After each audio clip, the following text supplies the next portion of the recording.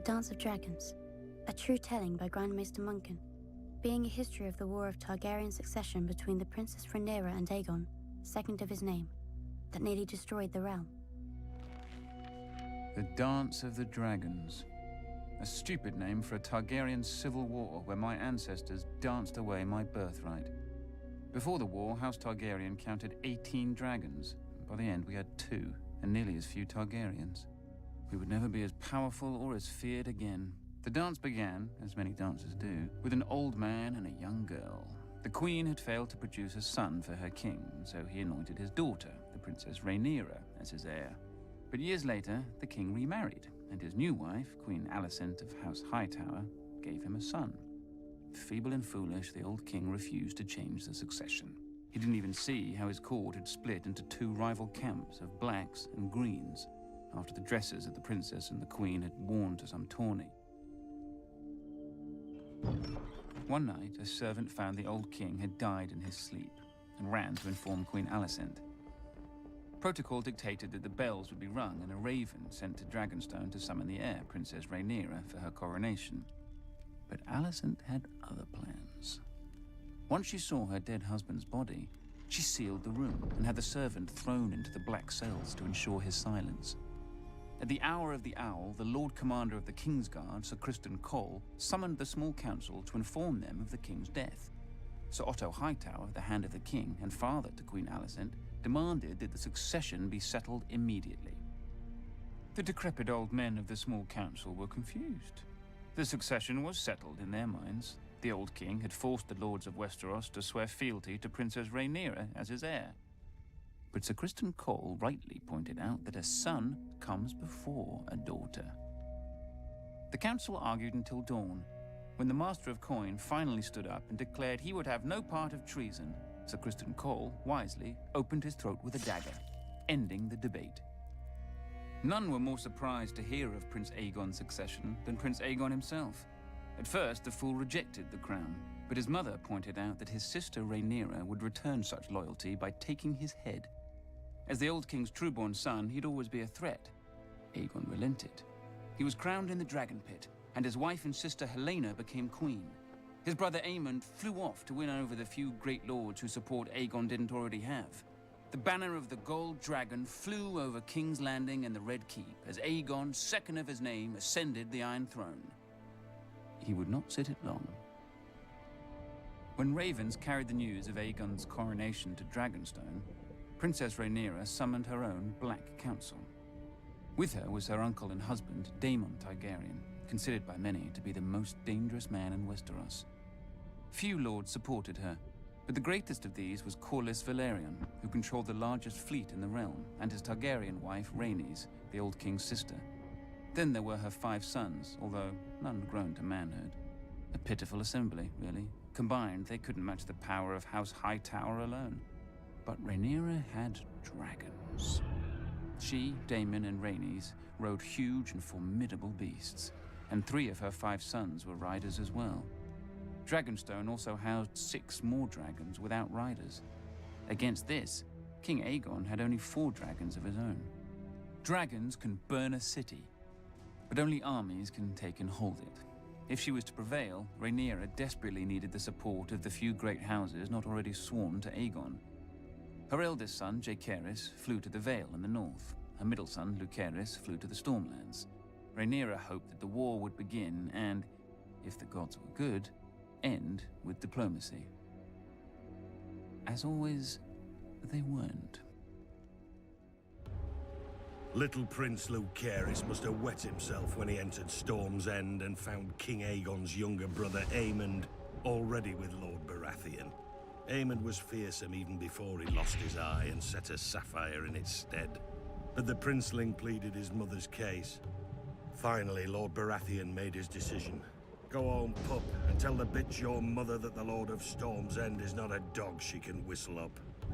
As Aemond's false eye gleamed at him, the princeling fled the castle and mounted his young dragon, Arrax. The rain fell in sheets, and great bolts of lightning lit the world bright as day.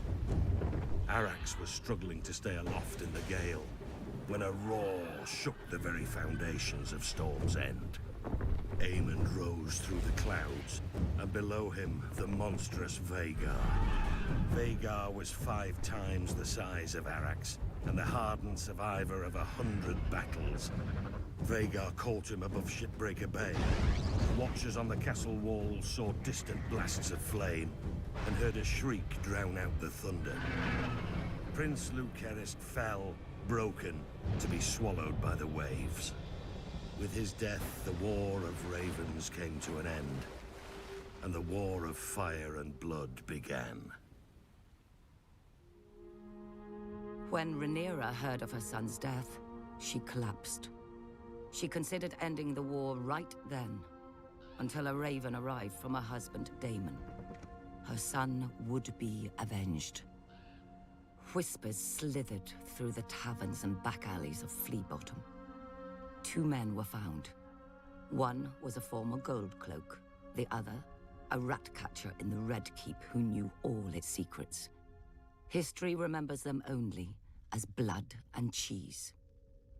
One night, Queen Helena entered the royal apartments with her daughter and 2 sons to put them to bed. Without warning, Blood and Cheese burst in, daggers in hand. They told her that a debt was owed. A son for a son. Blood and Cheese demanded she choose which son would be ripped from her forever. Queen Helena pleaded with the men to kill her instead, but they refused. Weeping, Helena named her younger son, Maelor. Perhaps she thought the boy was too young to understand. Or perhaps because the older boy was King Aegon's firstborn son and heir. "You hear that, little boy?" Cheese whispered to the younger son. "Your mama wants you dead." Then Blood struck off the older boy's head with a single blow. When the guards burst in, they found Queen Helena still screaming, clasping her dead son's body to her, mad with grief. The blood of their children transformed a dynastic dispute into a war of annihilation. The grief and rage of losing a child could burn down the world. Either Aegon or Rhaenyra could live at the end, but not both. Rhaenyra's forces struck yet another blow. The moment the Lord of Harrenhal saw Daemon Targaryen circling the castle on his dragon Caraxes, he struck his banners and surrendered. The Blacks now had the strongest castle in the Riverlands. Darker news still came to Aegon. Thanks to Rhaenyra's sons, Winterfell had declared for Rhaenyra, as had the Vale. Furious, Aegon dismissed his grandfather, Sir Otto, as Hand, and appointed Sir Criston Cole, who swore to march on all the lords who had declared for Rhaenyra and put their castles to the torch. Cole and the royal army first marched north and laid siege to Rook's Rest, a black stronghold near Dragonstone. When their lord saw their approach, he sent a raven to Rhaenyra, begging for help. For days he watched his fields and villages burning, with no response from his queen, until one day, a shadow passed over the Green Army. Rhaenyra had sent not an army, but her former mother-by-law, Rhaenys, and her dragon, Meleys. As her ancestor had done at the Field of Fire, Rhaenys gleefully began to incinerate Sir Criston's army. But Aegon had set a trap, and Rhaenys had flown right into it. As Rhaenys and Meleys blanketed Sir Criston's troops in dragonflame, 2 other dragons rose into the sky. Aemond on Vhagar, and King Aegon himself on the gleaming Sunfire. To her credit, Rhaenys didn't flee. Dragon fought dragons, and a second sun blossomed in the sky. When the smoke cleared, only Aemond and Vhagar stood uninjured. Sunfire, the most magnificent dragon in the world, had one of its wings almost completely torn from its body. Trapped beneath Sunfire was the king himself, broken and burned so badly in places that his armor had fused onto his flesh. His body survived, but his mind was given over to milk of the poppy. Meleys had been torn to shreds, and her rider, Rhaenys, was a pile of ash. Panicked by the defeat, Rhaenyra shipped her 2 youngest sons across the narrow sea for their protection, only for her youngest to return days later, clinging to the neck of his wounded and dying dragon. He and his brother had been set upon by an enemy fleet just off Dragonstone. Defying his mother's command, Rhaenyra's eldest son and heir, Jaehaerys, mounted his dragon Vermax and flew to rescue his other brother and punish the enemy fleet. but the foolish boy let Vermax be hooked like a trout and dragged into the sea, where he soaked up even more arrows than seawater. His brother disappeared over the horizon or beneath the waves. No one could say for sure. With the loss of 4 dragons, Rhaenyra's only advantage was fading. Luckily for her, over the centuries, House Targaryen had spilled more than blood on Dragonstone. She promised gold and title to any of the Targaryen bastards who could tame the 6 unclaimed dragons on the island. These bastards were called the Dragon Seeds, though most were called Supper. And perhaps the dragons were eventually sated, or bored, but 4 of them accepted riders and were enlisted in Rhaenyra's cause. After Rook's Rest, Aemond One-Eye took command of the Greens from his crippled and poppy-addled brother. Aemond was the blood of the dragon, and dragons don't cower behind city walls. He marched the king's army north to take back Harrenhal from Rhaenyra's husband, Daemon. But when he and Criston Cole reached the castle, they found the gates open, with Daemon and all his men gone. That night they feasted their victory. Daemon had fled rather than face their wrath. But Daemon was more snake than dragon. As Aemond marched north, he'd flown Caraxes south, slithering past the Green Army over the waters of the God's Eye. One day, King's Landing looked up and saw 2 dragons circling their foul city. Daemon and Rhaenyra had come for her throne, for the city was defenseless.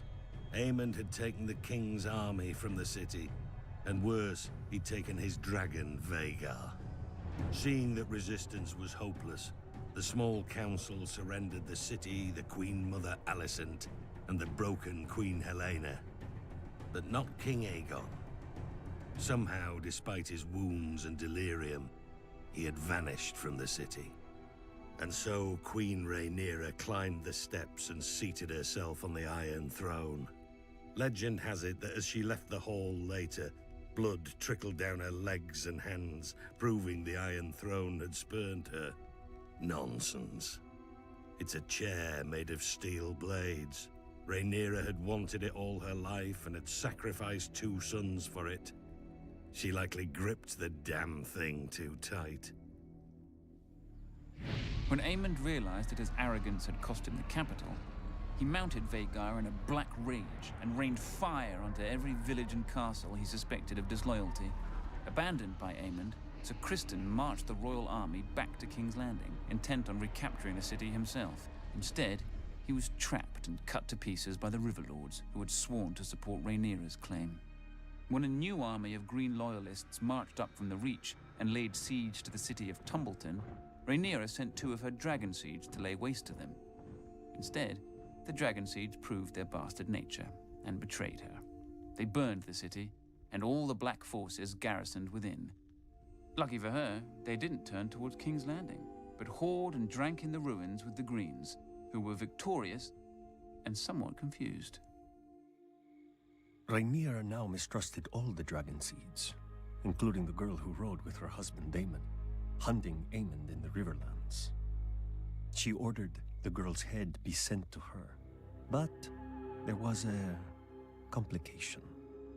As well as her dragon, the girl had taken to riding Daemon. When Daemon received the Queen's order, he proclaimed it a Queen's words and a whore's work. He sent the girl away at dawn, watching her and her dragon vanish into the morning mists. Then Daemon sent a challenge to his nephew Aemond and flew to Harrenhal, alone, to wait. 14 days later, a shadow blacker than any passing cloud swept over Harrenhal. Vhagar had come at last, and on her back rode one-eyed Prince Aemond. He mocked Daemon for facing him alone. "You have lived too long, uncle." And Daemon replied, "On that much, we agree." Then the old prince climbed stiffly onto the back of his dragon Caraxes, but neglected to fasten the chains that secured rider to son. The sun was close to setting when, as one, the 2 dragons leapt into the sky. Daemon took Caraxes up swiftly until they disappeared into a bank of clouds. Vhagar, older and slower, ascended more gradually. Up and up Vhagar soared, searching for Caraxes. Sudden as a thunderbolt, a shrieking Caraxes dove upon Vhagar. Locked together, the dragons stumbled toward the lake.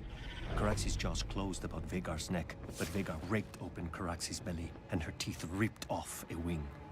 The lake rushed up with terrible speed. Then Daemon Targaryen, who had never fastened his riding chains, stood in his saddle. He leapt from his dragon to Aemon's, and in his hand was Dark Sister, the Valyrian sword of Aegon's sister queen, Visenya. As Aemon One Eye looked up in terror, Daemon ripped off his nephew's helm and drove the sword down into his one remaining eye so hard the point came out the back of the young prince's throat. Half a heartbeat later, the dragons struck the lake, sending up a gout of water so high that it was said to have been as tall as Harrenhal's great tower. The lake boiled with dragon blood, and then was still.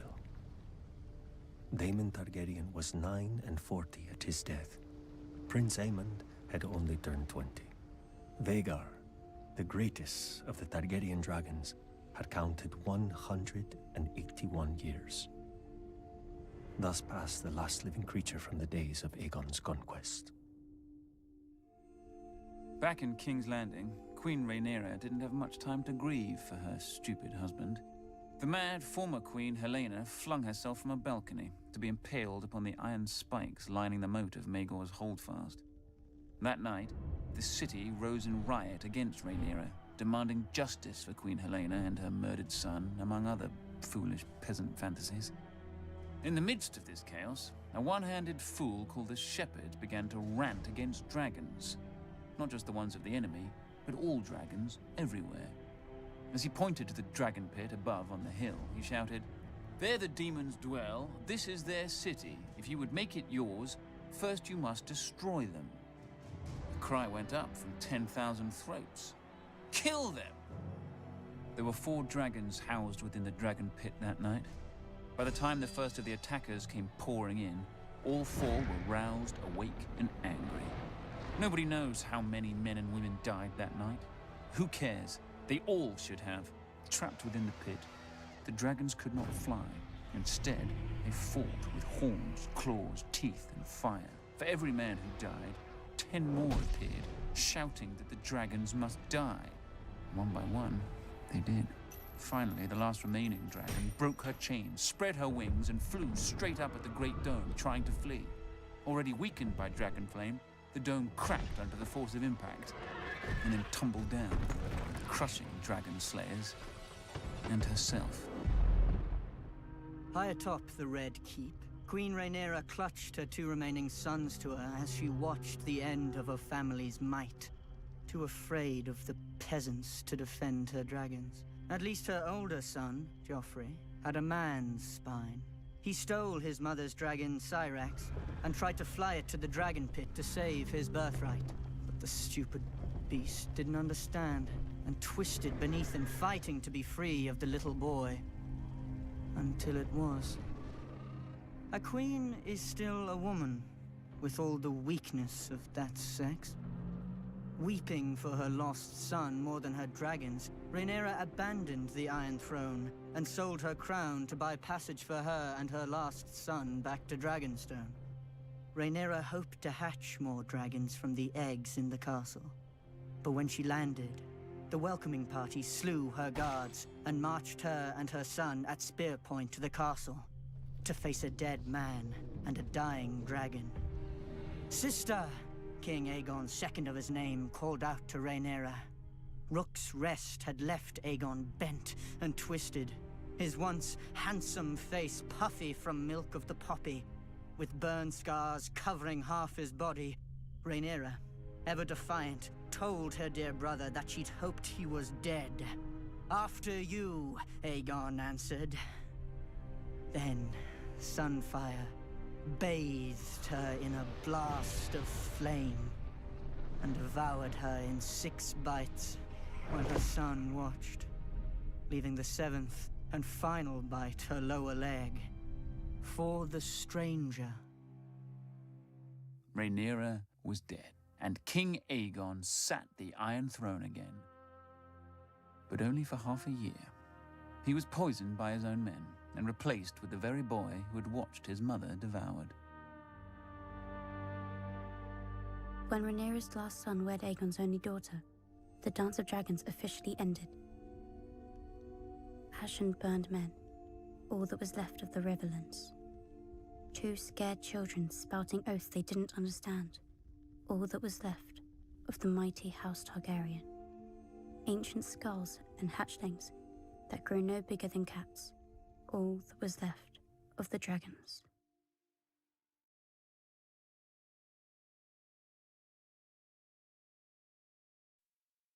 The father reached his hand into the heavens and pulled down 7 stars, and one by one he set them on the brow of Hugo of the Hill to make a glowing crown. The maid brought him forth a girl as supple as willow, with eyes like deep pools, and Hugo declared that he would have her for his bride. So the mother made her fertile, and the crone foretold that she would bear the king 44 mighty sons. The warrior gave strength to their arms, whilst the smith wrought for each a suit of iron plates. But sadly, the gods no longer walk the earth among us, and you can see what a mess we've made of their creation since. Yet we have hope. The gods didn't abandon us in silence, but gave us their holy words to guide us, collected in the oldest and holiest text of the faith of the Seven, the 7-pointed star. Divided into 7 books for the 7 aspects of God, in it we learn of the Father's justice, the Mother's mercy, the Maiden's innocence, the Crone's wisdom, the warrior's strength, the smith's labor, and the stranger's peace. It is a long book. Many never read it in its entirety, even if they could. When the Andals first sailed for Westeros, filled with divine fire, every warrior carved a 7-pointed star into his body, for even that was easier than carving its namesake into his mind. Though one could perhaps argue that it wasn't the warriors, but the Septons and Septors, armed with the holy text of the 7-pointed star, who truly conquered Westeros. The first men had no letters, but the runes they would scratch onto rocks. No gods, but the faces they would carve into trees. But then came our holy men and women among them, bearing the very words of the gods under their arms. Trees and rocks were no match for the 7-pointed star, and most of Westeros soon turned to the faith and to its guardians, their new Andal overlords. Whilst the Andals soon fractured into warring kingdoms, the faith remained whole and indivisible, bound together by the 7-pointed star. When those kingdoms fell to Aegon and his dragons thousands of years later, the faith remained subject only to the 7 above and the 7-pointed star below. Or so it was supposed to be. Too often, our High Septons have lost their way, clouded by worldly wealth and power. No matter. We still have the 7-pointed star. Men's will and virtue may fail, but the words never do. As men bow to their lords and lords to their kings, so kings and queens must bow before the 7 who are one. The knees of the powerful work the same as the knees of the weak, and were given to all for the same purpose, to bend before the gods, or break in the bending.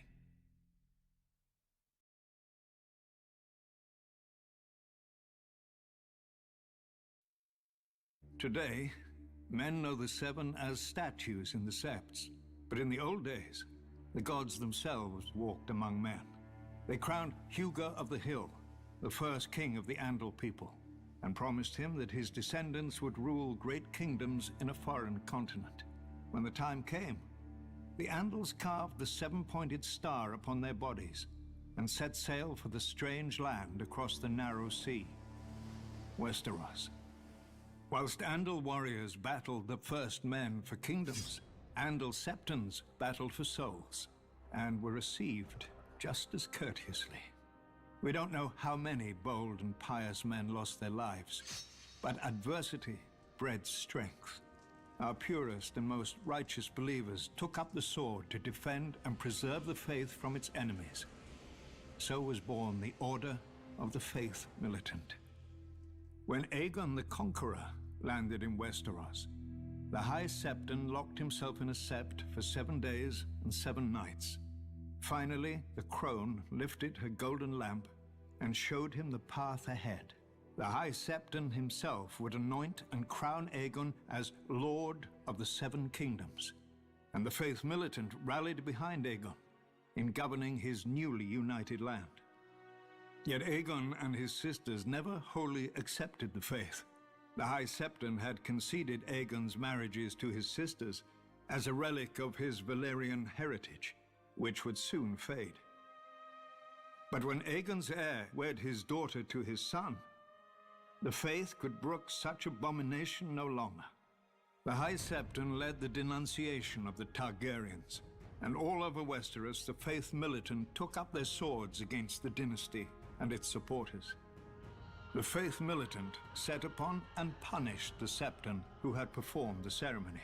A few of the Faith Militant's more militant members even scaled the walls of the castle and would have slain the king and his family had a knight of the King's Guard not intervened. Frightened, the king fled to Dragonstone, where he soon died of cramps. And so ascended the king's younger brother, Maegor the Cruel. His first act was to challenge the Faith Militant to kill him if they believed his rule to be ungodly. To the Order's eternal credit, they accepted. Ser Daemon Morrigan proposed a trial by 7, Ser Daemon and 6 of the Faith Militant against the king and his 6 champions. It was a contest in which the kingdom itself was at stake, and the accounts and tales are many. But at the end of it, Maegor alone lived, proving that the throne was rightfully his.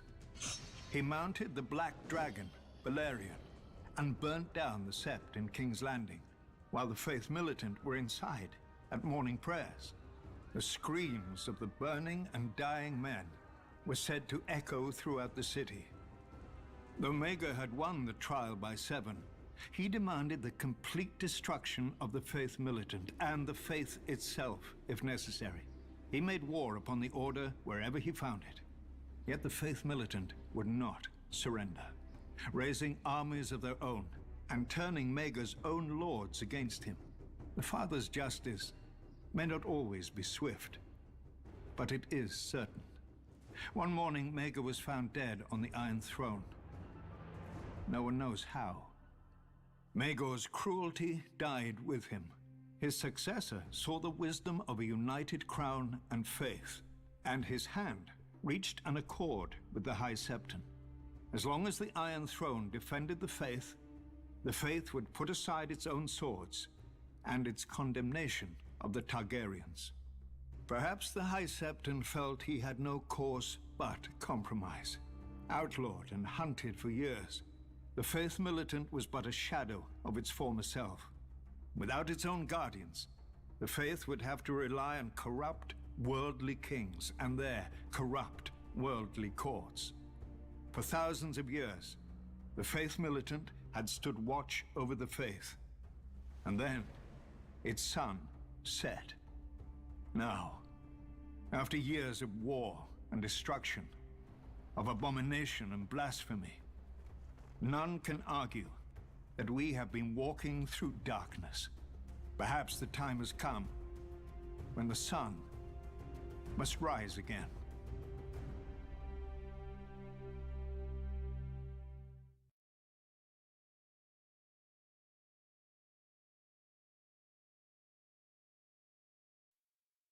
Valyria was young, and as the young do, it sought to spread its seed. Its first daughter was Volantis, an outpost on the mighty Rhoyne River at the frontier of the Empire.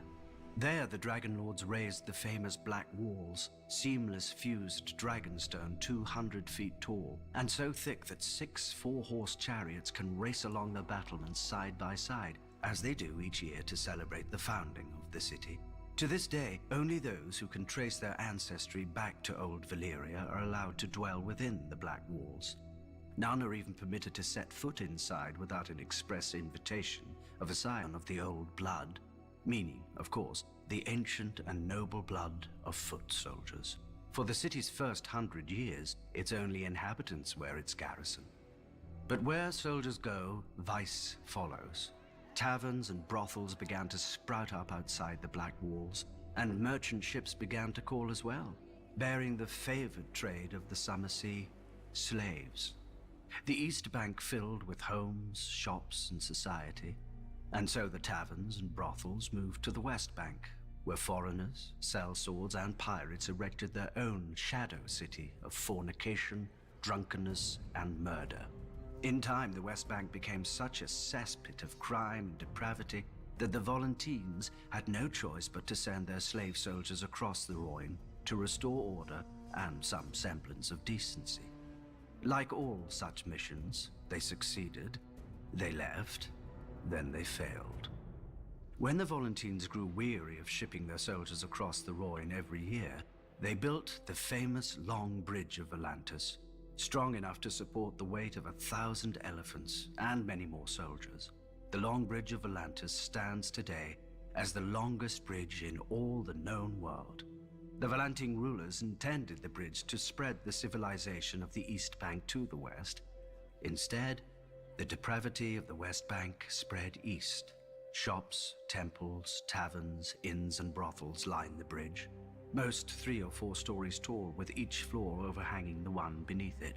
One can buy anything on the Long Bridge, or steal it, if one's hands are quick enough.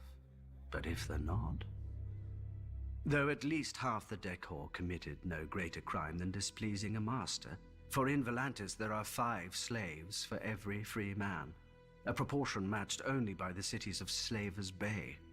The Volantine masters mark their property with facial tattoos, permanent and scarring, which denote the vocation of the slave.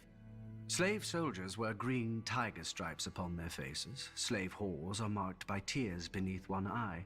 The slaves that collect the dung of horses and elephants are marked with flies. The drivers of the hathays, the carts pulled by the small elephants of Volantis, are marked with wheels, and so on. A master may give his slave freedom, but no man can give a new face.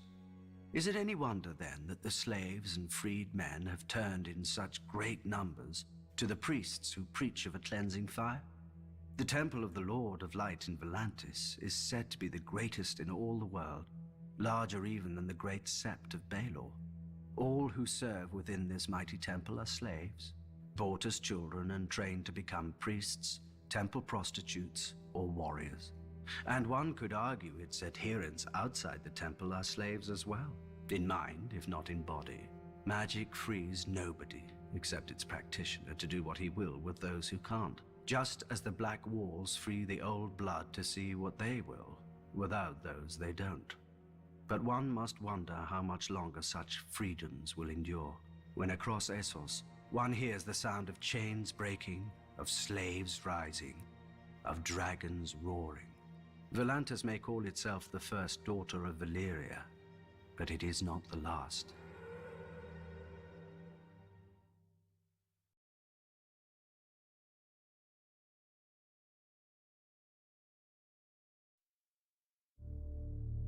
Most cities are built on stone. Braavos was built on ships, or more specifically, their cargo. Slaves who rose up against their Valyrian captors and seized the helms of the convoy. Of all crimes, Valyria punished rebellion most severely. The slaves faced not execution, but the Valyrian mines or labor camps in the most remote and savage colonies if recaptured. And few corners of the world can long remain hidden from Dragonback. However, our histories claim that a group of slave women prophesied the slaves would find shelter in a distant lagoon behind a wall of pine-clad hills and sea stones, where the frequent fogs would help hide the refugees from the eyes of dragon riders passing overhead. And so it proved. Because they had risked their lives in the name of freedom, the mothers and fathers of the new city vowed that no man, woman, or child in Braavos should ever be a slave. This is the first law of Braavos, engraved in stone on the arch that spans the long canal. For over 100 years, Braavos hid itself from the eyes of the world, who called it the Secret City. Using a dye derived from a local snail, our captains stained their sails purple to to hide their stolen Valyrian ships. Our merchants carried false charts and lied when questioned about their home port. Eventually, one Sea Lord, our elected ruler, decided enough time had passed and initiated the unmasking of Braavos to the world and to Valyria. Of course, it helped that the Iron Bank made handsome restitution to the Dragon Lords for the stolen ships, whilst of course refusing to pay for the value of the slaves themselves. The anniversary of the unmasking is celebrated every year in Braavos with 10 days of feasting and masked revelry, a festival like none other in the known world, culminating at midnight on the 10th day when the Titan roars and tens of thousands of celebrants remove their masks as one. Freed of the constraints of secrecy, Braavos quickly grew into the wealthiest and most powerful of the free cities, and, one could argue, the most beautiful. From the sprawling Sea Lord's palace with its menagerie of strange beasts and birds, to the imposing Palace of Justice and the aqueduct we call the Sweetwater River that bears fresh water from the mainland, Braavos is without rival in either engineering or elegance. The temples of Braavos are also famed throughout the world and wondrous to behold. Descended from 100 different peoples, the Braavosi honor 100 different gods. The Temple of the Moon Singers is the foremost of these, being the faith of the slave women whose prophecies led our ancestors here. The Lord of Light has a great temple as well, for his worshippers have grown ever more numerous in the past 100 years. Yet less numerous, and even some forgotten faiths still have temples deep in the heart of the city, on the Isle of the Gods. But the beauty of Braavos is not only in her buildings. Braavosi swordsmanship is renowned throughout the world. Our Braavos eschew the armor and long swords of the Westerosi knights, preferring speed, agility, and slender blades. The greatest Braavos call themselves water dancers, after the custom of dueling upon the moon pool near the Sea Lord's palace. By tradition, the greatest of all the Braavos is the First Sword, who commands the personal guard of the Sea Lord and protects his person at all public events. Once chosen, Sea Lords serve for life. Inevitably, there are always those who wish to cut that life short to effect some change in policy. Though not even the First Swords are the true guardians of Braavos. That honor goes to the Titan, who protects the entrance to the harbor. With his proud head and fiery eyes looming close to 400 feet above the sea, the Titan is a fortress of a kind never seen before or since. His eyes are huge beacon fires, lighting the way for returning ships into the lagoon. Within his bronze body are halls and chambers, murder holes and arrow slits. Enemy ships can be steered onto the rocks by the watchmen inside the Titan, and stones and pots of burning pitch can be dropped onto the decks of any that attempt to pass between the Titan's legs without leave. This has seldom been necessary, however. Not since the Century of Blood has any enemy been so rash as to attempt to provoke the Titan's wrath. Should an enemy break through into the lagoon, however, he would face the walls of Braavos, again not of stone like other cities, but of ships. The arsenal of Braavos can build one of our famous purple-hulled war galleys in a single day. All the vessels are constructed following the same design, so that all the many parts can be prepared in advance, and skilled shipbuilders work upon different sections of the vessel simultaneously to hasten the labor. To organize such a feat of engineering is unprecedented. One need only look at the raucous, confused construction in the shipyards around the world to see the truth of this. Let us imagine that even the arsenal, great as it is, failed us. An enemy who could defeat both the Titan and our fleet would be strong indeed. But Braavos does not depend only on statues and ships. We also have iron and gold.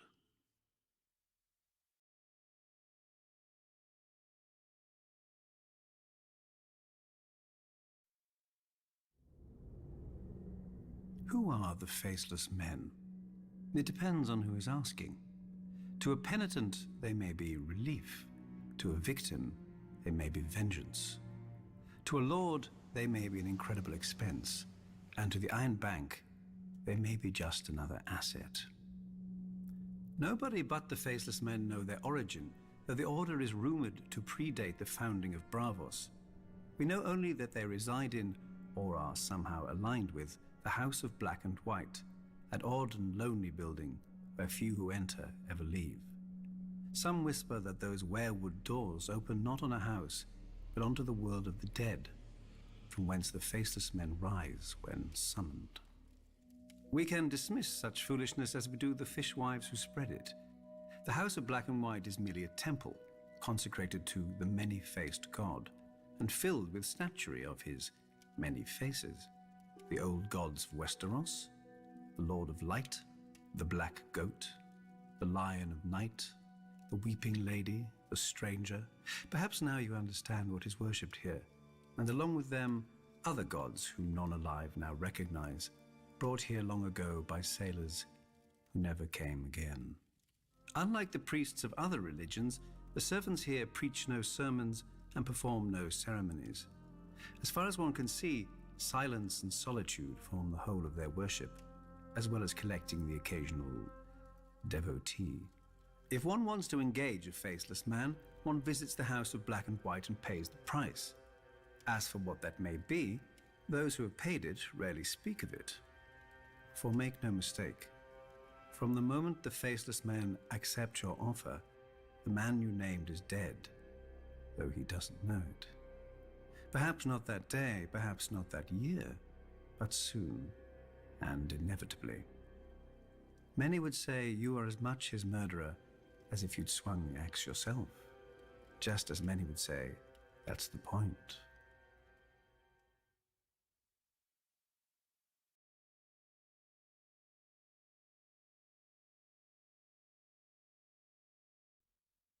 Brandon the Builder, founder of House Stark, raised Winterfell with giants over 8,000 years ago.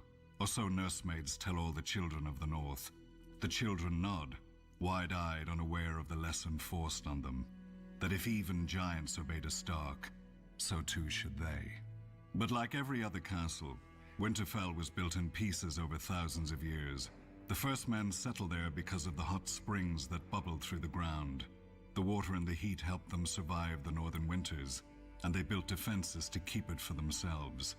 Nobody raised the castle all at once. Probably nobody meant to raise a castle at all. In those days, the Starks were not the greatest house in the north, and Winterfell was not the greatest castle. Barristan was the oldest, dating to the first king, and the Starks fought the Barrow kings for 1,000 years. Greywater Watch was, like the Crannog men themselves, the strangest. Only marriage subdued its marsh kings. But the greatest rival to Winterfell was always the Dreadfort, and my ancestors, the Red Kings of House Bolton. If tales can be believed, we fought from the long night until the Andals came. Because of us, Winterfell raised its first walls. When we took and burnt the castle anyway, Winterfell built more keeps, more walls, more guard towers. They expanded the granaries and larders to survive our sieges. They tended the godswood to win favor with the old gods against us. As the castle grew, more farmers and villagers flocked every winter from across the north to huddle under its walls, raising the winter town. In the spring, these villagers would find themselves marching in the Stark armies to fight against us. The greatness of Winterfell is as much our doing as the Starks. But in the end, neither its stone walls nor its tall keeps and iron gates could save Winterfell.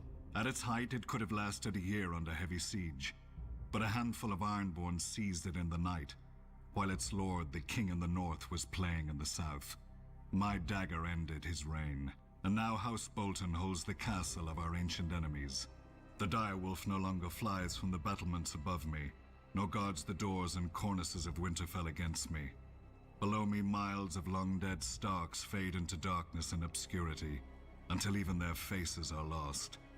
Some northerners whisper that they wait for the day their house will rise again. They will wait forever.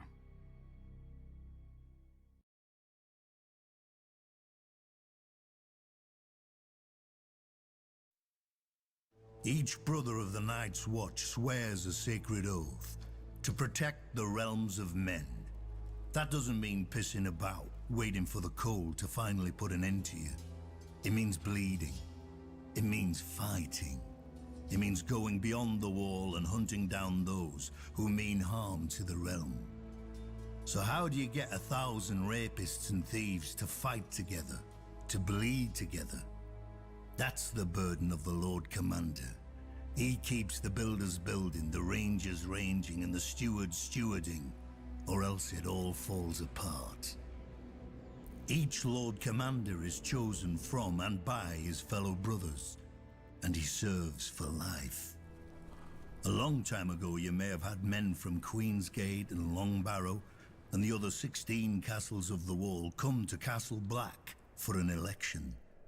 These days, you'd be lucky to scrape a few dozen from Eastwatch and the Shadow Tower, or however many they can spare who cast votes in their stead.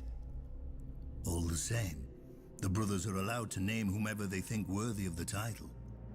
Then we vote until one man receives a majority, however long it takes. Some elections have lasted less than an hour. Some have lasted weeks. One even lasted 2 years. Maester Aemon has said there have been 997 Lord Commanders since the Night's Watch was founded. Back then we had true soldiers, men of honor and strength. Now look who mans the wall. Bastards, peasants who stole a sheep to bugger, and fat little nobles who weren't worthy of their Lord Father's land. But the Lord Commander must find a place for them all, and turn these walking piles of horse dung into soldiers of the Night's Watch. Though we haven't always been so lucky to have such men to lead us. We've had cowards and fools as well. Our tyrants and our madmen. Runsel Hightower tried to bequeath the watch to his bastard. Roderick Flint thought to make himself king beyond the wall. Tristan Mudd, Mad Mark Rankenfell, Robin Hill, each nearly destroyed us with their foolishness. 600 years ago, the commanders at Snowgate and the Nightfort even went to war against each other. The simpering Lord Commander asked them politely to lay aside their quarrel, and incredibly they did, because they joined forces to murder him. The Stark in Winterfell had to intervene and take both their heads to save the Night's Watch. Now we've got more mouths than we can feed, a southern king in our castle, and cells full of wildlings, and no Lord Commander, since the last was betrayed by his own men. We need a new leader, a man respected enough to hold the Watch together in this dark hour. A leader strong enough to make sure that the Night's Watch survives the coming winter, no matter the cost.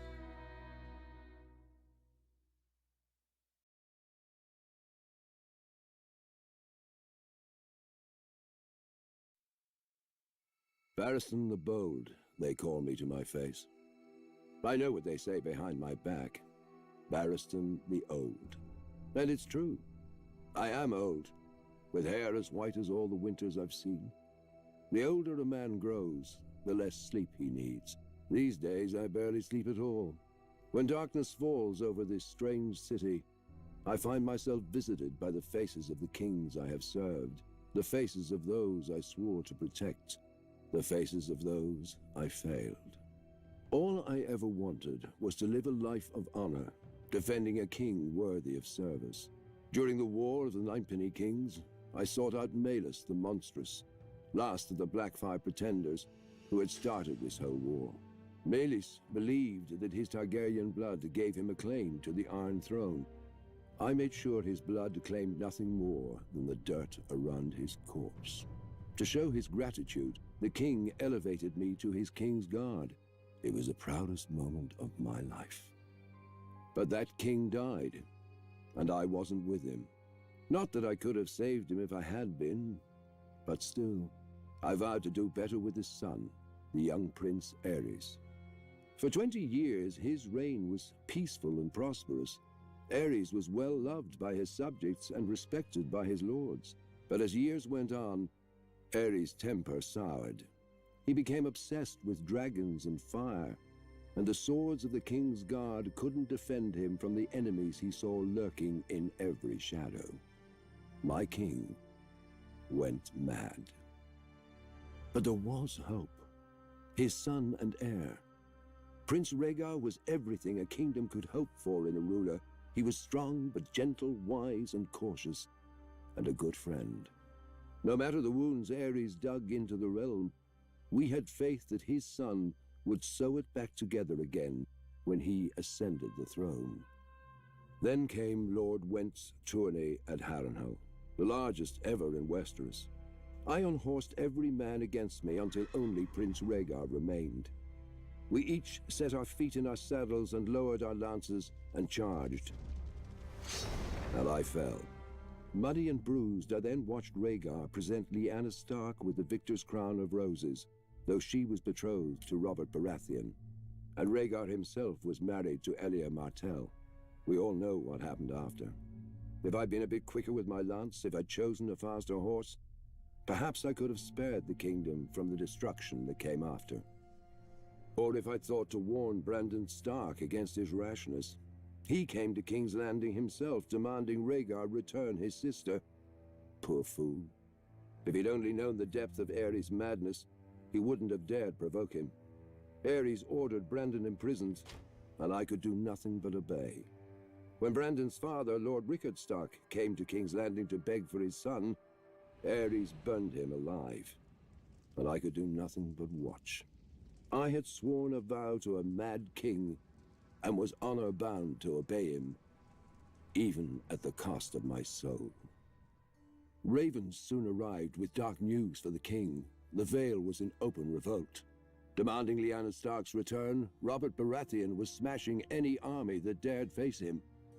Eddard Stark, Brandon's younger brother, was marching the whole of the north down the neck and had taken Catelyn Tully, Brandon's betrothed, for his own, thus winning the support of the Riverlands. The king sent ravens to Casterly Rock to beg his former hand, Tywin Lannister, for help. And no ravens returned.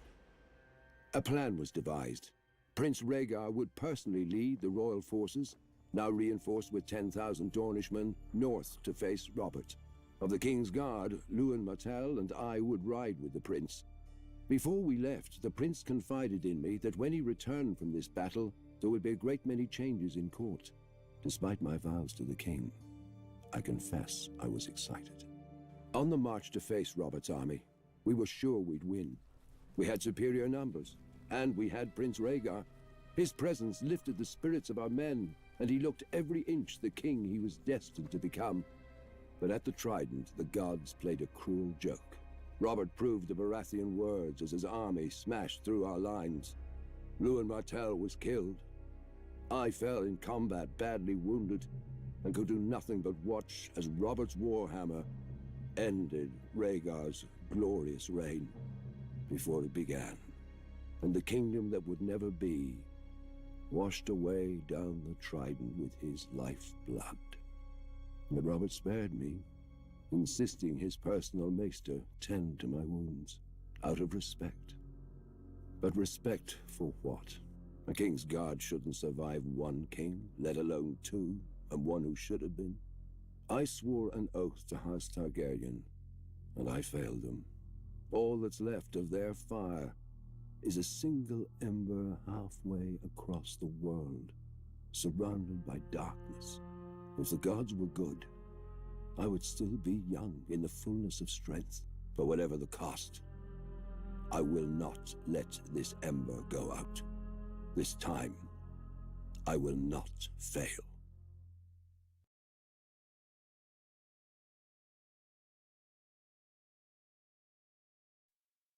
Before the Seven Kingdoms, before the Iron Throne, there was Dorne. 12,000 years ago, the first men crossed the land bridge from Essos to here. Of course, they were men, so they soon broke it. Then, while their cousins to the north built kingdoms, the Dornish squabbled over land, water, and wives. For centuries. Until Nymeria, a warrior princess in Essos. She led a fleet of 10,000 ships across the narrow sea to Dorne. Almost all of the petty lords made it clear that she wasn't welcome. All but one, Morse of House Martell. He saw in her a strength to match any man, including his rivals. After she accepted his marriage offer, she set fire to her ships. For 50 leagues, the coast was bright as day, and in the burning light, Princess Nymeria named Mors Martell the Prince of Dorne, in the style of her people. Dorne would be her home, or her grave. For many years, Nymeria and Mors waged war against all rivals. The Jordanes, Blackmonts, Corgyles, and even the mighty House Ironwood. They sent no fewer than 6 self-styled kings to the wall in golden chains. After Mors fell in battle, Nymeria took command of his armies and united Dorne. In 2 years, she ruled for 27 more, and though she married again, those husbands were little more than counselors and consorts. Dorne was Nymeria, and Nymeria was Dorne. She survived a dozen attempts on her life, put down 2 rebellions, and threw back 2 invasions. And when at last she died, her eldest child succeeded her, her daughter, not her son. And Dorne followed her because Nymeria had proven that women were equal to men, if not better. Centuries later, Aegon Targaryen sought to unite Westeros as Nymeria had Dorne. The other 6 kingdoms fell quickly before his dragons and ambition. When his sister wife, Rhaenys, flew her dragon south and demanded our surrender as well, Princess Meria Martell warned, "I will not fight you, nor will I kneel to you. Dorne has no king. Tell your brother that." Rhaenys threatened that the next time the Targaryens would come with fire and blood. Meria replied, "You may burn us, my lady, but you will not bend us, break us, or make us bow. This is Dorne. You are not wanted here. Return at your peril." Rhaenys did, and she died. Her dragon died. All her soldiers died. Eventually, her brother, the Conqueror, conceded that what Nymeria had done, he could not undo. Generations later, another foolish Targaryen invaded Dorne. He died as well. Eventually, we did join the 7 kingdoms, but when we wanted, and on our terms. If dragons could not conquer us, why should we fear lions? Unbowed, unbent, unbroken. The words of House Martell, the words of Dorne. Men may forget, but women always remember. When we were divided, Nymeria united us. When we were invaded, Meria defended us. Now Dorne has been humiliated, its prince murdered. Who will rise to avenge us?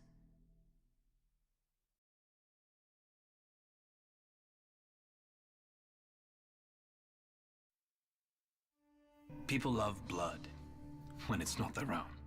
But tavern brawls are boring, and wars never have good seating. Thus, the famed fighting pits of Meereen opened shortly after the city's own founding. And I heard that originally the combats were a blood sacrifice to the gods of Geese, the empire that founded Meereen. Some still believe they are, but the Giscari Empire died a long time ago and their gods went with them. Yet the pits remained open, filling the city's purse with gold from the ends of the earth. I suppose the fighting pits are a blood sacrifice after all. Only the gods changed. In the pits, slaves fought each other to the death for fame and glory. And gold for their masters. A lot of gold. Enough for the masters to invest in rigorous training. Slaves were taught to fight like Dothraki screamers, bearded priests of Norvos, iron-born reavers, Westerosi knights, Cohoric hunters, and Lysene pirates. Whatever would excite a crowd. After all, everyone wants to know who is the best. And, of course, who isn't. For the crowds don't come only to see men fight well. I've seen the masters release tigers, lions, and other exotic beasts into the arena to chase less costly slaves, barely trained, if at all. A whore once told me of an amusement in one of the less prestigious pits. One boy was rolled in honey, one in blood, and one in rotting fish. And then a bear was unleashed, and the crowd wagered on which boy the bear would eat first. I never heard who won. Then again, it was obvious. The masters. Did such stories worry me? Of course not. I could fight, and for a good fighter, life was luxurious. Thousands of people chanted his name when he stepped into the pits. He would eat the choicest meats, drink the finest wines, and sleep on exotic furs. Often not alone. Women would fling themselves at him or sneak into his chambers to wait for him after a fight. Foreign princesses, priestesses, and even the wives and wayward daughters of masters. He never had to fear punishment. For a great fighter could be worth 300,000 honors. Another wife was always cheaper. And when this renowned fighter finally fell, for all fighters will in time, his name would be inscribed into the gates of fate among the other valiant dead. I remember once trying to count the names, but the gates opened before I finished, and another fight began.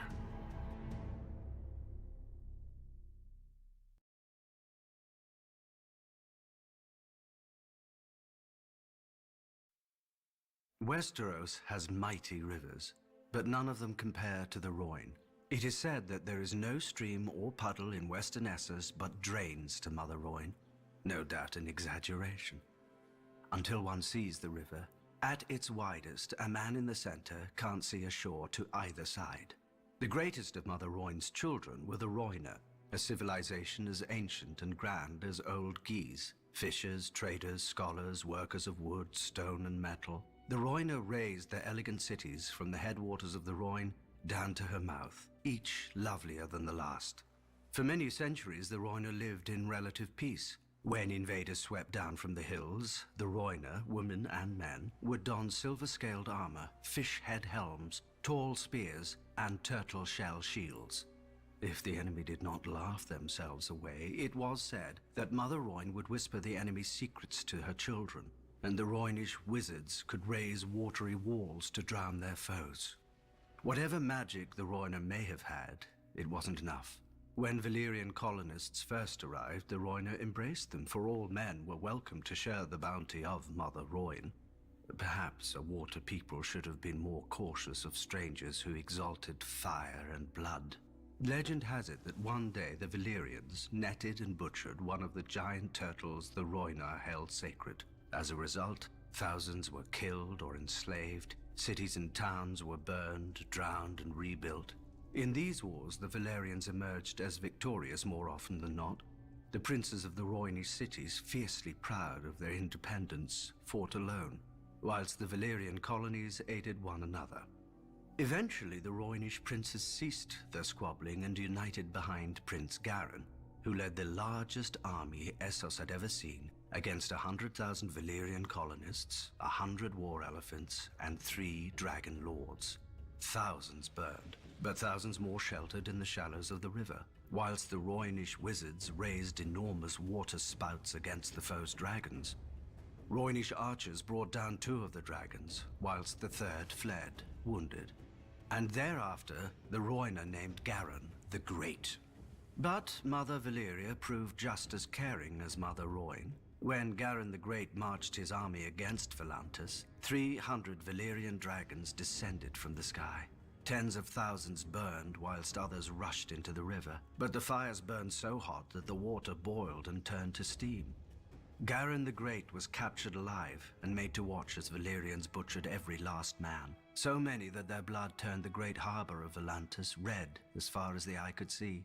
Then they forced Garin to watch as they marched on his own city and enslaved all the women and children his army had left behind.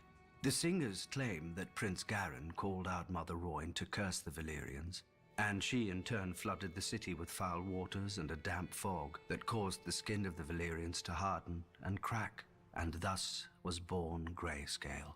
Fearing a similar fate, another Rhoynish ruler, Princess Nymeria, led her own people into every ship, skiff, and raft they had, and fled Essos. Eventually, after much hardship, they landed in sun-swept and bone-dry Dorne. But we all know that tale. Now Valyria has followed the Rhoyne out of this world, and her daughters have grown into free cities, wealthy and powerful and proud. Still, Mother Rhoyne flows on, past ancient ruins and bustling harbors, sweeping all man's kingdoms to the sea.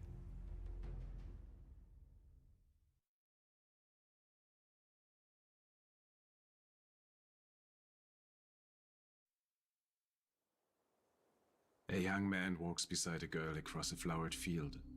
Spring has come, and this girl is his life. He prays. A child climbs a tree to watch the sunset over the fields. Summer is ending, and the harvest is life for his village. He prays. A hunter tracks a boar through the woods. Winter is coming, and this boar is life for his family. He prays. But to whom do they pray? The world has as many answers as there are men to answer. But walk far enough, climb high enough, hunt long enough, and a man shall find only one God, with many faces. In the faith of the Seven, he is the stranger who guides men from this life to the next. Few seek his favor, or at least, few realize that they do. In the north of Westeros, he is one of the nameless old gods, staring out from the weirwood trees and the snow. In the Iron Islands, he is the drowned god, calling men down to his watery hall. What is dead may never die, but rises again, harder and stronger. In the Far East, he is the Lion of Night, who fathered the world's first emperor on the Maiden Maid of Light, and whose wrath nearly ended the world. In Volantis, he is the Lord of Light, whose followers feed men to the flames to beg his favor. In Lys, he is the Weeping Lady, who sheds her tears for the living, soon to die. In Qohor, he is the Black Goat, and he feeds on blood offerings every day. On holy days, he is offered condemned criminals, and in times of great crisis, he may even be offered the noblest children of the city to beg his protection. Does he accept their gift? Well, the city still stands. For the poor, he is the hooded wayfarer. For soldiers, he is Bacalon, the Pale Child. For sailors, he is the Moon Pale Maiden and the Merling King. In the House of Black and White, however, he is all of them, and none of them. He is the many-faced god, and wherever a man turns, there he is. Men come from every corner of the world to know him, to beg his favor and seek his gift, for themselves, if their life has grown too hard, or for others who are making it so. It is all the same to the many-faced god. Vala Dohaeris, all men must serve him, beggars and kings. Vala Morgulis, all men must die, good and evil. Men worship as they will, but at the end of every road stands the many-faced god, waiting.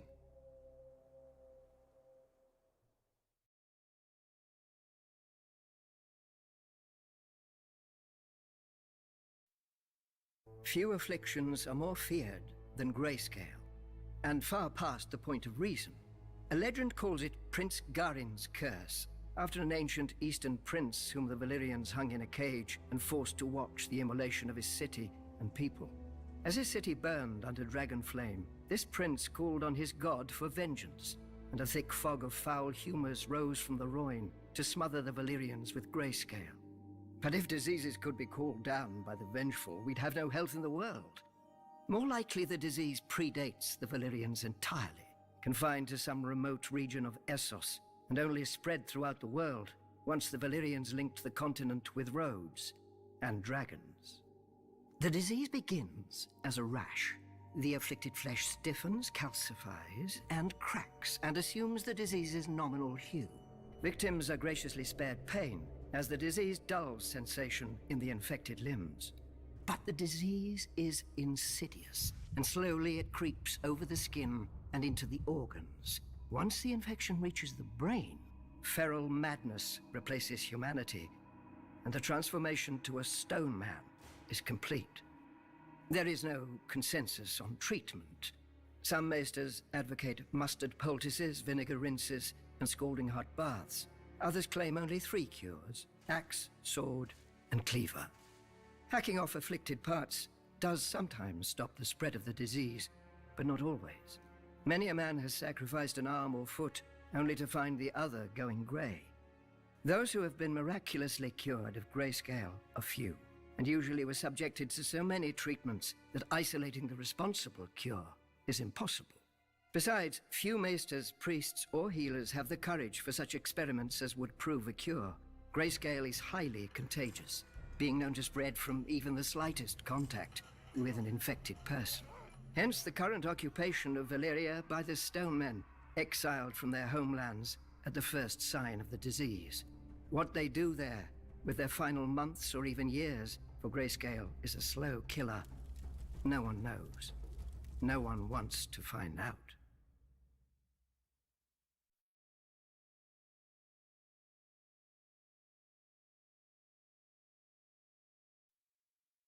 The Great Masters of Meereen, as if calling themselves such could make them so.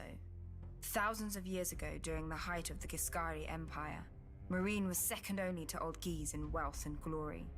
A paradise by the sea, if one didn't mind the constant clinking of chains and cracking whips. Slaves built Meereen, and on their backs the city rested like a litter. Then came the dragons of Ellaria. The masters of Old Guise would not bow, so they burned. The Valyrians tore down their walls, burned their pyramids to ash, and sowed their fields with salt and skulls. An old slave woman once told me that the Valyrians intended to break the chains of the Giscari slaves, absorbing them into the Valyrian freehold where every man held a vote. But the great masters of Meereen received their new overlords in the great temple, plying them with gold, wine, and all the wealth that slavery had brought them. And the Valyrians instead took up the whip themselves. I do not believe it. As their empire expanded, the Valyrians needed more and more bodies to feed their mines and colonies, when no wage could ever tempt a free man. The Great Masters merely accommodated their new customers, staying rich as the Giscari Empire crumbled. After the doom fell on Valyria, the Great Masters worried for their fortunes. By this time, the Valyrians were their greatest providers and purchasers of slaves. Then the Dothraki horse lords swept out of the plains of Essos, and proved to be as fond of slaving as the dragon lords before them. The Great Masters grew richer still. For the first time in its history, the Great Masters alone ruled Meereen, and chaos ruled the rest of the world. The fighting pits swallowed men who in previous centuries would have filled the ranks of the Valyrian armies. Without these soldiers to maintain order, the wealthy had to buy their own, which the good masters of Astapor were more than willing to sell. If the buyer's nerves still needed calming, the wise masters of Yunkai could sell him further release. The great masters, the good masters, the wise masters. Yet none was so great, good, or wise that they recognized our queen for what she was. Her ancestors had destroyed them, then become them. Perhaps they assumed she would bend as easily. But our queen does not bend. She breaks.